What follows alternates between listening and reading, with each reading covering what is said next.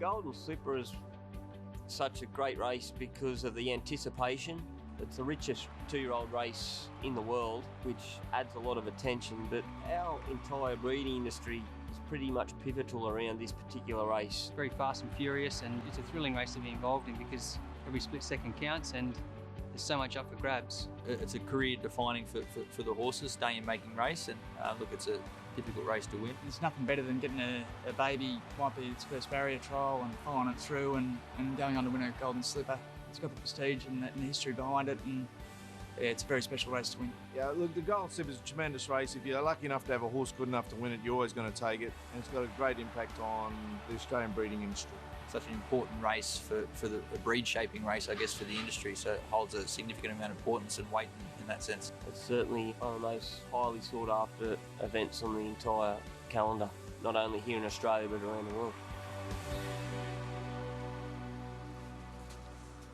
So our leading jocks around the country. So if you've just joined us, the revised dates for the Sydney Autumn Carnival, everything has been picked up and pushed back a week. Everyone's applauded the decision. It is a groundbreaker in so many ways. So Golden Slipper's next Saturday, followed by the big day of the Tancred, and then the 2 days of the championships and the All Age. So last year, the George Ryder. So who was going to follow in Winx's wake? She had won the 4 previous George Ryder stakes.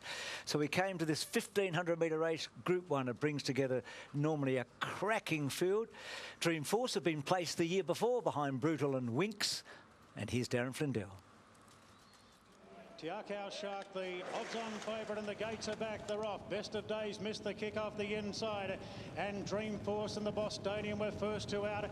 With Spend, who's very keen to find a forward position as well. 2 lengths away to Brandenburg, and Tiakau Shark goes up into 5th position. 4 behind him early. Elise the fence. Super Seth caught a bit deep on the outside of Happy Clapper, and Best of Days, who missed the kick, holds that position on the fence. So going to the first turn, and Dreamforce shows the way by a length and a half to Spend. The Bostonian back to 3rd. Brandenburg railing through. They're followed then by Tiakau Shark. Over on the inside, Elise and Happy Clapper poking forward. At this point, 2 further back to Super Seth on the outside of Best of Days. Down the side of the course, and it's Dreamforce on top by 3/4 to Spend. 2 further back to Brandenburg, the Bostonian. Back in the field, Tiakau Shark's a bit keen and wide from Elise and Happy Clapper poking through. Super Seth being revved up by Zara now, getting onto the back of the Shark, and Best of Days is hugging the rails, coming around the turn, and Dreamforce Rawilla comes wide, leads by 2 lengths on Spend. Then came the Bostonian. Tiakau Shark winding up, he dropped Super Seth. Dreamforce at the 250, 2 lengths clear from the Bostonian. Spend. Then came Tiakau Shark. He really needs to lift the Shark. It's Dreamforce in front of the Bostonian, closing in. Dreamforce a length and a half the Bostonian. Dreamforce just in front from the Bostonian. Dreamforce led all the way in the George Ryder. Dreamforce from the Bostonian. Champion Jockeys. It's been a really big news week, but the biggest story for many was Corey Brown announcing officially his retirement. He hasn't ridden since the Derby in Queensland back in 2019. He's part of our team, and you've worked so much closely with him, Jason, over the years. And he's at the Stain Hotel today. In fact, so much so he's looking a bit like you, Richo. Corey, welcome. Tell us about the week and how it's played out for you. Yeah, look, it's been very emotional, Bruce. Obviously, they conceded the work cover up in Brisbane to allow me to have the operation, so it was a real weight off my shoulders, firstly, with it being allowed to get the operation. But I thought I've been tippy-toeing around long enough about the career, but I've known it's sort of been over for a good few months now. Dr. Cree told me that it has to be fused, and the fusion in the back is going to be way too big, too much to be risking getting back on horseback. So again, it's been very emotional, very overwhelming. There's been lots of really, really nice messages, but I do feel like I've got a bit of a weight off my shoulders now, so it's great. And when you reflect on what was a remarkable career, I mean, you were a big race jockey. You were able to win a premiership up here, but you were a big race jockey. I mean, this is a CV that stands up anywhere, any time. I mean, the 49, close to the 50, and all those huge races, Corey. So you do reflect, and you must be very proud of what you've achieved. Yeah, I did, Bruce. Like, I had a great career. I got on some very, very good horses. I was very fortunate. I rode for some great trainers, had great support from owners. So, yeah, I've got nothing to be disappointed about. Obviously, looking back over the years to come, I think I'll be very proud of myself, what I achieved. But yeah, no, it's been a great career. It's been a ride. Again, I'd just like to say thanks to all trainers, owners, and everyone that supported me along the way. It's been great. Corey, you've been an absolute pleasure to work with since you've made your way sort of out of the saddle, and we've loved watching you in the saddle. You've got so much to be proud of, mate, so congratulations. Let's reflect on those Melbourne Cups. That's what will define you, and the first one, shocking, came as a bit of surprise, and you said after the race that it was a shocking ride, that you couldn't get any cover, but by gee, you're a Melbourne Cup winner, and this was a big win, wasn't it? It was a big win, It's a terrific horse. He obviously raced on the Saturday. I think it was the McKinnon or whatever the race was called, those back then. And Mickey Rod rode the horse and won on him. And we actually, I think we've been riding the wrong way. We'd been sort of holding him up in previous races, and then Mark said he's got no sprint about him, so you had to get going early on him. But then Mickey Rod, I think, got held up on him on the Saturday, and when he got clear running, he actually exploded. So I think by default we found out how to ride him. But yeah, plenty of clear running when I rode him in the Cup. I know that. 3 wide the whole way, but once Crime Scene got popped off the fence, around about the 600, and I got a little bit of cover coming into the straight. With the light weight on his back, I knew he was always going to hit the line. But yeah, no, it was a big relief, especially after the year before, riding such a close second on Bauer. I didn't think it was ever going to happen, to be honest. Oh, that's right. And then actually this one might actually feel even better for you, because you had a chance for Kylie, your wife, and your daughters to be there. I think Bruce interviewed you all after Rekindling, who was a European 3-year-old arriving here. First time you sat on him was on the first Tuesday in November. Yeah, first time I seen him was about 10 minutes before the race actually jumped. So very, very, very good to ride a big race now for Lloyd. It's only the second time I actually had Mr. Williams colours on my back. So I was very fortunate to pick up the ride from the O'Brien camp, and yeah, the rest is history. He's a gun little horse too. He was fairly easy to ride. He had a little bit of attitude about him, but we bonded really well, and yeah, like I said, the rest is history. Corey, congratulations on a wonderful career. I'm sure there's been some really fantastic horses that you've ridden throughout your career, but can you pinpoint which one is your absolute favourite, your standout? Lizzie, I've been asked that question, I reckon, a dozen times since I announced the retirement. And I mean, there's such a long list, but I'm going to have to put Apache Cat on top. I know I've ridden 2 Melbourne Cups and shocking winning me an Australian Cup, but to get on Apache Cat, everyone loved him. He knew that the crowd were there for him when he raced, but he was just a great horse. I just love riding him. He was great for me. My first 5 rides on him were all at Group 1 level, so yeah, I think he will always hold a very special spot in my place. Well, he's a favourite of all of us. But Corey, the last time I asked you, you said Exceed and Excel. So you do change your mind every 5 minutes. Nah, well, Exceed and Excel is definitely the best horse that I've ridden. We didn't get to see the best of him. He was an absolute superstar. He was like driving a Ferrari, like a race car. He was really, really fast, and his acceleration was great, So, but yeah, no, like I said, I've got lots of favourites. And we're seeing him win the Rupert Clark. Now, that's 7 furlongs around a turn at Caulfield. It can suit a front runner, that's for sure. But maybe the thing that made him so great was the Newmarket, Corey, because you're exposed in a Newmarket, and this is a front-running horse. I mean, it was just a phenomenal performance. Yeah, look, going back to the race at Caulfield, he, I wouldn't say he won by default by all means. He won like super. But what he done, his first time around Caulfield track, and he was a really hard-going, aggressive horse, and he's really strong. And I think just being first time around Caulfield over the 7 furlongs, he really relaxed and was just watching where he was going. He didn't know where he was going. So I think that's what won him the race. But his win in the Newmarket was outstanding. I think it was Callaway Girl or a horse like that, Michael Rod rode. And he sort of come at me early too, and I set him alight at about the 600.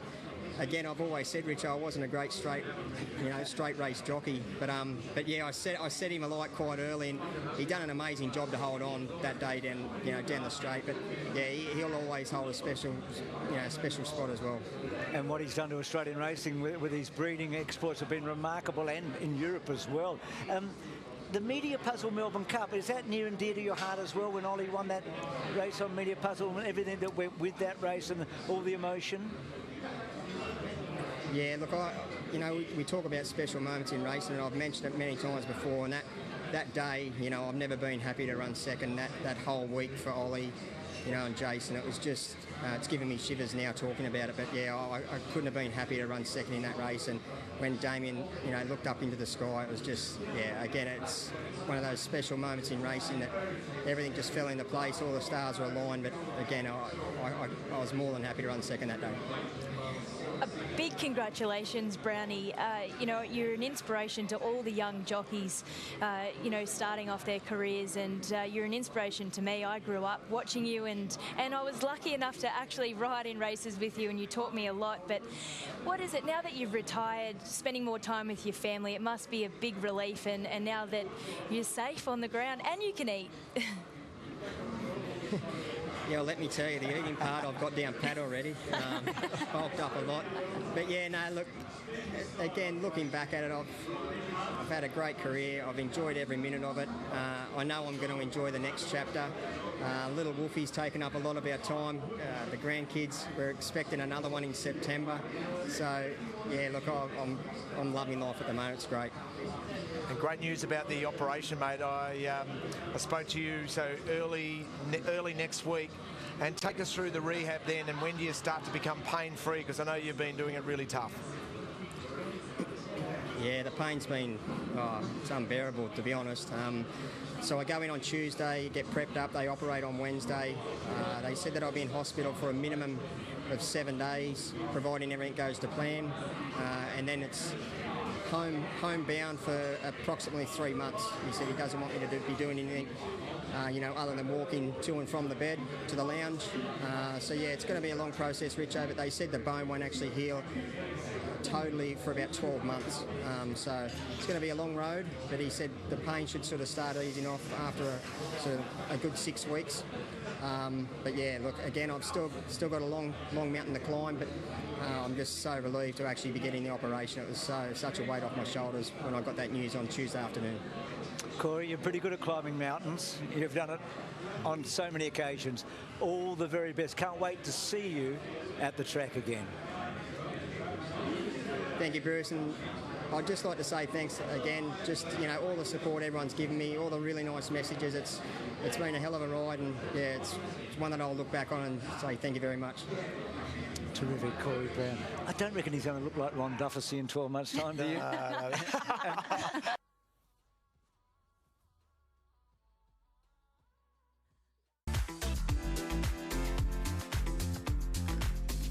Welcome to the jungle. We got fun and games. Bohemian Rhapsody. Probably Stand By Me, I reckon. Tina Turner, simply the best. Paradise City, who used to sing that? Take me down to the Paradise City with a grass. Is it Guns N' Roses, I think, or something? I can't sing at karaoke, as was pointed out to me when I was in Japan. I used to get on the mic and sing that one because I thought I was good, but shocking. Don't really go to the karaoke, probably a bit old for that now. Oh, God, definitely not. I just would never do a karaoke. The Gambler. The Gambler. A few road trips to the country meetings, it always gets a run. It's another good old school country song. Anything probably by Garth Brooks or Lee Kernaghan or Slim Dusty, I suppose. I can do the actions of Akadaka, but that's about Angus Young, so that's about Angus Young. That's not his name anyway. Angus Young. Oh, yeah. Okay. So I can do the actions of Angus Young, but that's about as good as I can go. What are the actions? I won't do them. I'm sitting in the chair, thank goodness.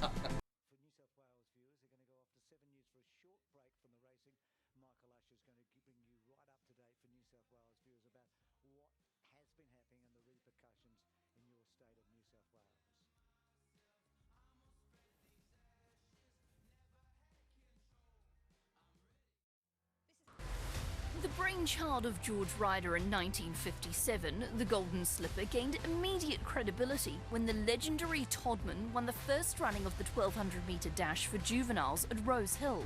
64 years on, with a glittering honour roll of champions, the others are struggling, but Manikato is clear. The $3.5 million race is now the world's richest for 2-year-olds, and forms one leg of Australian racing's 4 majors. And Piero won it from Stitzerland and Samarini. It's a race renowned for speed and drama, like in 2000 when Belle de Jour's disastrous start was followed by an unbelievable finish. And Belle de Jour right through the middle. Freakish win. Sepoy in 2011 was the last to join an elite club of 5 horses to win the Blue Diamond Golden Slipper double. Champion trainer TJ Smith held the record of 6 slipper winners. It's bounding away, coming away, and bounding away wins it. Until he was passed by his daughter, Gay, when Farnan made it a lucky 7 for the First Lady of Australian racing. 1.5 in front away game, and Farnan, another one to Gay Waterhouse. So the fillies, that was fun on the colt, but the fillies have had a good record in recent years, but they're outnumbered this year in a way that they're very rarely, and only 4 moves ahead is considered to be a really strong chance amongst the fillies this year. So that's the latest market profit here, stay inside and 4 moves ahead under the $10.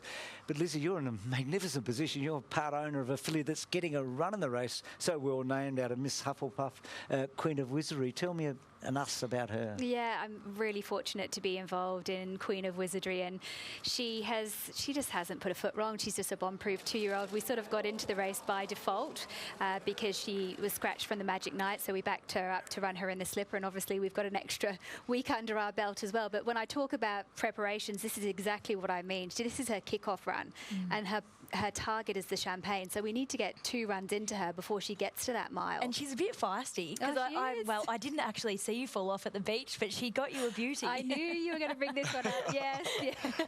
I was like a seal in the water.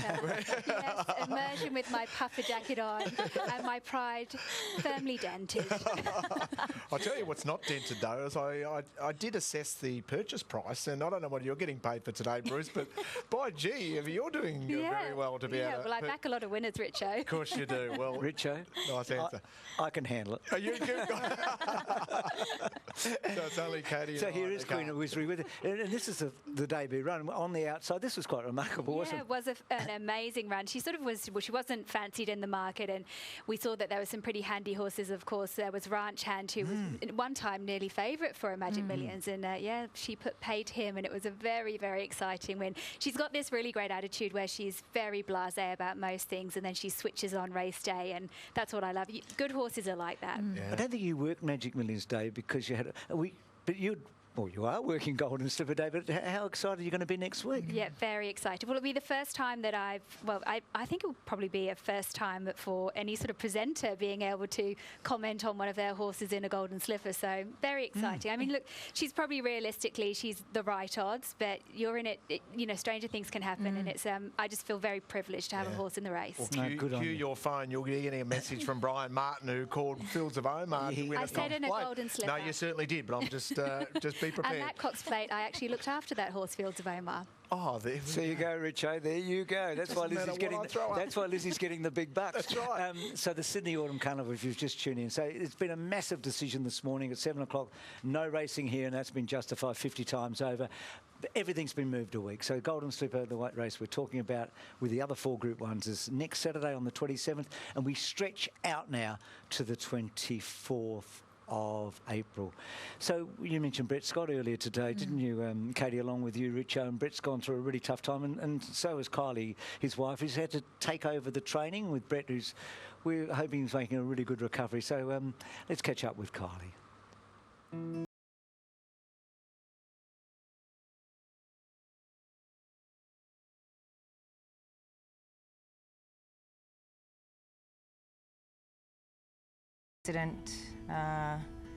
Tyler and Brett were working the afternoon shift, and they had horses on the walker, and our walker's not a conventional walker like most people have. It's sort of like a clothesline effect. They're nose to tail, and they're in a corralled yard sort of thing, but one actually broke off, and whilst Brett was trying to catch it, his mind was taken off the ones walking, and one feeling good just kicked out and kicked him in the head. Looked pretty grim from what had happened, but once he got in there, he had a CAT scan done straight away, and they were fairly confident from the get-go that the recovery was going to be good. Slow.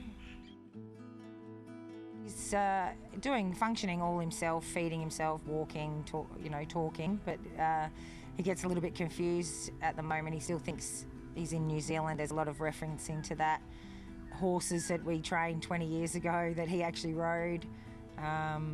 He was wanting to nominate Maybe Rough in the Mornington Cup, so didn't know how we we're going to make that happen. But anyway, having to step up and run the stable, learning the business side of it has really made me take a step back and think that I needed to be more proactive in the business. Owners have been really fantastic, sticking by Tyler and myself. Irish Flame, I've had to step up and take over the training. I do ride him every day anyway, so that's been a bonus of not having to work out if he feels good or not. I know him pretty well. His run on Saturday was sensational. I was very nervous going into it, hoping I got the job done right. He ran a terrific race, and to be just beaten by a Melbourne Cup place getter, so I was pretty happy with that. And yeah, looking forward to heading to the Cup on Saturday.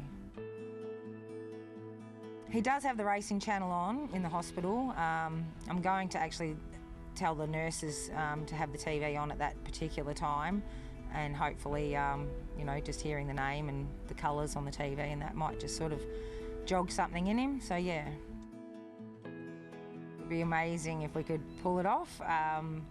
It's what dreams are made of, and as you say, home track advantage will definitely, or hopefully, come into play and help us out. He's drawn barrier 8. I texted Michael Walker last night and just said, 8 good or bad? And he said, it's all right, cuz. And I said, okay, the typical Michael. And so pretty much once he's on him, it's up to him, and hopefully he has a bit of luck in the run and can get the job done. So we know who we're barracking for, don't we? In the Mornington Cup, Irish Flame, so Michael Walker there with Kylie and Brett. So a real battle for Brett. Yeah, certainly. And for those who don't know Brett, I mean, he was a champion jumps jockey. He was the partner of Karazi, who went over and won so many times in Japan, won their great jump over there, and he teamed up with Johnny Wheeler, yes, and they were just a dominant.